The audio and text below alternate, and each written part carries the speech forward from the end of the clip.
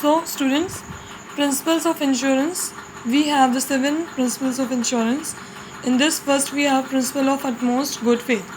तो जैसे कि नाम से आपको पता चल रहा है, utmost good faith means कि there should be a good faith between the insurer and the insured.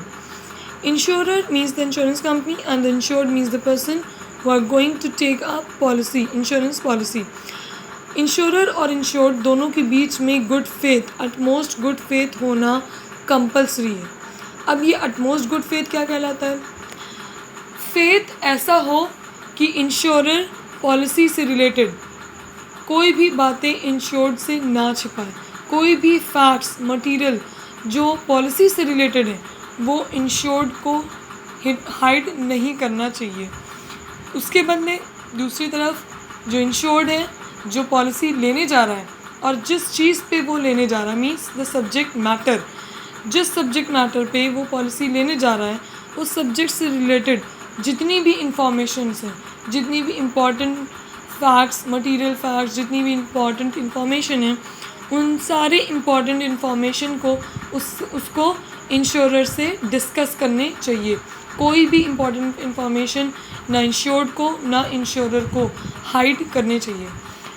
Insurer की तरफ से इम्पॉर्टेंट इन्फॉर्मेशन क्या होगी कि जिस पॉलिसी को वो पर्सन को ऑफ़र करने जा रहा है, मतलब इंश्योरर को देने जा रहा है इंश्योर्ड को, तो उस पॉलिसी से रिलेटेड जितने भी टर्म्स एंड कंडीशंस हैं, जितनी भी रूल्स एंड रेगुलेशंस हैं, जितना भी प्रीमियम को सबमिट करने का टाइम है, अमाउंट है, सबको डिस्क्लोज़ करना चाहिए. जितने भी रूल्स हैं कि अगर आप ये पॉलिसी ले रहे हैं तो ऐसी कंडीशन होगी तभी आपको कॉम्पनसेशन मिलेगा. तो कहने का मतलब पॉलिसी से रिलेटेड जितने भी मटेरियल फैक्ट्स हैं सबको उसे डिस्क्लोज़ करने चाहिए. किसके सामने? इंश्योर्ड के साथ. दूसरी तरफ इंश्योर्ड है जो पॉलिसी लेने जा रहा है, तो इंश्योर्ड की भी यहाँ रिस्पॉन्सिबिलिटी होती है कि जिस सब्जेक्ट मैटर पे वो पॉलिसी लेने जा रहा है उस सब्जेक्ट मैटर से रिलेटेड जितनी भी फैक्ट्स मटेरियल्स हैं, जितनी भी इंफॉर्मेशन है जो पॉलिसी से रिलेटेड हैं, उन सब को डिस्क्लोज़ करना चाहिए इंश्योरर के सामने. कोई भी इम्पॉर्टेंट चीज़ें, कोई भी इम्पॉर्टेंट फैक्ट्स हाइड दोनों को ही नहीं करना चाहिए. अदरवाइज़ अगर बाद में किसी को भी, दोनों में से किसी को भी अगर ये पता चलता है कि ये इम्पॉर्टेंट इन्फॉर्मेशन जो कि पॉलिसी से रिलेटेड इम्पॉर्टेंट थी और उसको हाइड की गई, तो कॉम्पनसेशन नहीं मिलेगा. फॉर एग्ज़ाम्पल, अगर कोई पर्सन लाइफ इंश्योरेंस पॉलिसी ले रहा है, ठीक, कोई पर्सन लाइफ इंश्योरेंस पॉलिसी ले रहा है और उस पर्सन को, वो पर्सन जो है हार्ट अटैक का पेशेंट है, ओके, हार्ट का पेशेंट है और उसने इंश्योरेंस, लाइफ इंश्योरेंस पॉलिसी ले रखा है. After taking the life insurance policy, after 3 to 4 months ही और शी विल डाइड. अगर वो मर जाता है तो 3 या 4 महीने के बाद ही, और फिर उसके बाद कंपनी को ये पता चलता है कि एक्चुअल में ये पर्सन पहले से ही हार्ट का पेशेंट था और हार्ट अटैक की वजह से ही इसकी डेथ हो गई, तो क्या करेगी कंपनी? उसको कॉम्पनसेट, उसकी फैमिली को कॉम्पनसेट नहीं करेगी. क्यों? क्योंकि उसने eight the time of taking insurance policy उसने ये इम्पॉर्टेंट इन्फॉर्मेशन हाइड किया कि वो हार्ट का पेशेंट है और एट लास्ट हार्ट अटैक की वजह से ही उसकी डेथ हो गई. तो इसलिए इस केस में कंपनी उसको कॉम्पनसेट नहीं करेगी. तो यहाँ आपने देखा कि इम्पॉर्टेंट इन्फॉर्मेशन जो कि पॉलिसी से रिलेटेड था उसने हाइड किया और उसको कॉम्पनसेशन नहीं मिलेगा. उसकी तो डेथ हो गई, आफ्टर हिज डेथ उसकी फैमिली को मिलना चाहिए लेकिन उसको नहीं मिलेगी. क्यों? क्योंकि उसने इम्पॉर्टेंट जो रीज़न था कि वो हार्ट का पेशेंट है और हार्ट अटैक के ही वजह से उसकी डेथ हो गई, तो इस वजह से कंपनी उसे कॉम्पनसेट नहीं करेगी. This is the principle of utmost good faith. Utmost good faith ये कहता है कि there should be a good faith between the insurer and the insured. The insurer and the insured must be disclose all the material facts and all the information related to the insurance policy at the time of taking the policy. If the insurance policy have seen that the person will be died or the loss will be taken because the material facts has been hide, so the company will not be compensate to the family or to the person. Okay, so the next principle we have the principle of insurable interest. Next principle is principle of insurable interest. Principle of insurable interest ये कहता है कि जिस subject matter पे जिस चीज़ पे आप policy लेने जा रहे हैं उस चीज़ पे आपका इंश्योरेबल इंटरेस्ट मीन्स आपका पर्सनल इंटरेस्ट होना ज़रूरी है. For example, if you are going to take a policy of neighbours child, it is possible? No. कोई भी पर्सन अपने पड़ोसी के घर के बच्चे को की तो पॉलिसी नहीं लेता है. वो किसकी लेगा? अपने बच्चों की, अपने स्पाउस की, अपने फैमिली मेम्बर्स की. तो यहाँ ये प्रिंसिपल यही कहता है कि जिस सब्जेक्ट मैटर का, चाहे वो लिविंग बीइंग हो या नॉन लिविंग हो, जिस सब्जेक्ट मैटर का आप पॉलिसी लेने जा रहे हैं उसमें आपका इंश्योरेबल इंटरेस्ट, पर्सनल इंटरेस्ट होना ज़रूरी है. अदरवाइज़ जब आपका इंश्योरेबल इंटरेस्ट आपका नहीं होगा और आप पॉलिसी लेंगे तो that will be treated as gamble और अ फ्रॉड्यूलेंट. उसको गैम्बलिंग या फ्रॉड्यूलेंट एक्टिविटी में इंक्लूड किया जाएगा. और फिर जब आपका इंश्योरेबल इंटरेस्ट ही नहीं होगा उस सब्जेक्ट मैटर पे तो आप प्रीमियम भी रेगुलर पे नहीं करेंगे. उससे क्या होगा? इंश्योरेंस कंपनी को लॉस होगा.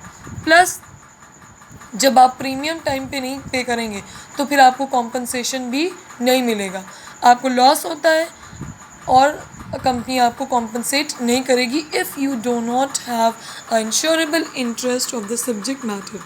तो ये प्रिंसिपल यही कहता है कि जिस सब्जेक्ट मैटर पे, जिस चीज़ पे आप पॉलिसी लेने जा रहे हैं उस पे आपका इंश्योरेबल इंटरेस्ट, पर्सनल इंटरेस्ट होना ज़रूरी है. फॉर एग्ज़ाम्पल, अगर कोई कंपनी का ओनर है और वो अपनी कंपनी के अगेंस्ट फायर इंश्योरेंस पॉलिसी लेने जा रहा है, तो eight the time of fire insurance policy वो इंश्योरेंस पॉलिसी तो ले लेगा. इन केस अगर उसकी कंपनी में आग लगती है तो कंपनी उसके पहले कंपनी के जो भी पेपर्स हैं, ओनरशिप के जो पेपर्स हैं, उनको चेक करेगी. Then after they will compensate the owner of the company. तो इसीलिए कहा जाता है कि इंश्योरेबल इंटरेस्ट होना ज़रूरी है, क्योंकि लॉस के टाइम पे जो ओनरशिप के पेपर्स हैं वो कंपनी देखती है कि वो कंपनी एक्चुअल आपके नाम थी या नहीं, आपका उसमें इंश्योरेबल इंटरेस्ट था या नहीं. क्योंकि जब तक उस प्रॉपर्टी पे आपकी इंश्योरेबल इंटरेस्ट नहीं होगा तो आप उसको लॉस में जाने देंगे. क्या होता है, अक्सर लोग ये सोचते हैं कि हमारा घर है या अपने घर नहीं, दूसरी किसी फैक्ट्री में हमने पॉलिसी ले लिया, फायर इंश्योरेंस पॉलिसी. अब उसमें अगर आग लग गई तो हम ये सोचते हैं कि चलो ठीक है, आग लग जाने दो, हमने तो पॉलिसी लिया है. क्यों? क्योंकि आपको इंश्योरेबल इंटरेस्ट नहीं है. जिसने अपनी मेहनत से अपनी फैक्ट्री या घर बनाया होगा तो वो उसको जलने तो नहीं देगा. क्या आप किसी पड़ोसी के बच्चे पे या पड़ोसी की फैक्ट्री पे इंश्योरेंस पॉलिसी लेते हैं या लेंगे? नहीं, बिल्कुल नहीं लेंगे.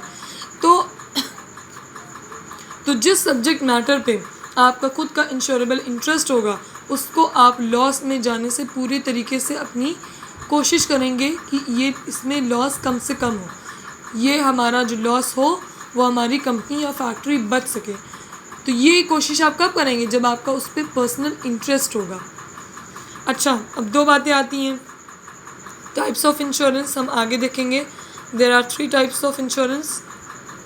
लाइफ इंश्योरेंस जिसको हम एश्योरेंस कहते हैं. Second is fire insurance and the third one is marine insurance.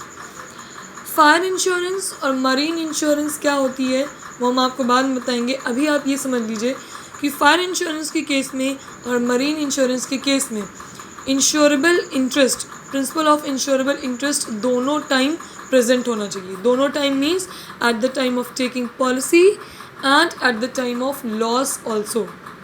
Fire insurance और मरीन इंश्योरेंस के केस में ये दोनों टाइम पे प्रेजेंट होना ज़रूरी है। लेकिन लाइफ इंश्योरेंस पॉलिसी के केस में only at the time of taking policy you should have the insurable interest of the subject matter. जब आप लाइफ इंश्योरेंस पॉलिसी लेने जा रहे हैं सिर्फ तब आपका इंश्योरेबल इंटरेस्ट होना ज़रूरी है। ऐसा क्यों बोला गया है? क्योंकि कई बार ऐसा होता है कि हस्बैंड और वाइफ दोनों के रिलेशन, हस्बैंड ने वाइफ के लिए अपनी क्या किया, लाइफ इंश्योरेंस पॉलिसी लिया, लेकिन आफ्टर 7 और 9 मंथ्स दोनों के बीच में डिवोर्स हो जाता है। लेकिन अगर हस्बैंड रेगुलर प्रीमियम पे कर रहा है तो वाइफ को लाइफ इंश्योरेंस की जो भी कॉम्पनसेशन है, जो भी पेमेंट है वो मिलेगी उसको। तो इसीलिए लाइफ इंश्योरेंस के केस में कहा जाता है कि only at the time of taking policy आपका इंश्योरेबल इंटरेस्ट होना ज़रूरी है। ये ज़रूरी नहीं है कि जब आपका लॉस हो तब भी इंश्योरेबल इंटरेस्ट हो, क्योंकि कई बार ये भी होता है कि जिसने पॉलिसी ली हुई है अपने ऊपर या दूसरे के ऊपर, उसकी डेथ हो जाती है। तो डेथ तो नेचुरल है, उसको कोई रोक नहीं सकता, ना उसकी पहले से कोई, और ये अनसर्टेन भी है, इसकी कोई पहले से पर प्लानिंग तो नहीं कर सकता है कि अब होगी या तब होगी। तो इसी वजह से लाइफ इंश्योरेंस के केस में हम कहते हैं only at the time of taking policy there should be a insurable interest present in the subject matter, but in case of fire and marine insurance both the time means at the time of taking policy and at the time of loss there should be an insurable interest present in the subject matter. Okay, the next principle is principle of indemnity. So the next principle is principle of indemnity. Principle of indemnity ये कहता है कि हम insurance का business या insurance company ने जो अपनी कंपनी ओपन की रखी है, ये इसका कॉन्ट्रैक्ट, इंश्योरेंस का कॉन्ट्रैक्ट हम सिर्फ और सिर्फ लोगों को, वो लोग जो लॉस में हैं उनको कॉम्पनसेशन का देने का ये काम करते हैं, ना कि प्रॉफिट अर्न करना। मीन्स कि इंश्योरेंस कंपनी का मेन ऑब्जेक्टिव क्या होता है? टू मेक द पीपल और to giving back the people in the same financial position as he was before the loss.